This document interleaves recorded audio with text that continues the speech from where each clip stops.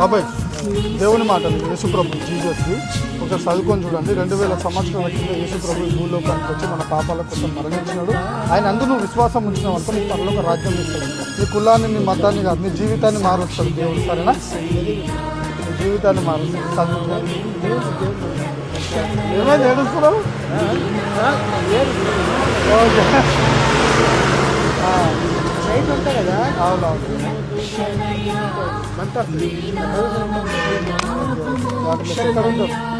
చదువుకోండి దేవుని మాట. ఇంకా నాకు మొబైల్ నెంబర్ ఉంటుంది నాకు. God bless you. చిన్నవా?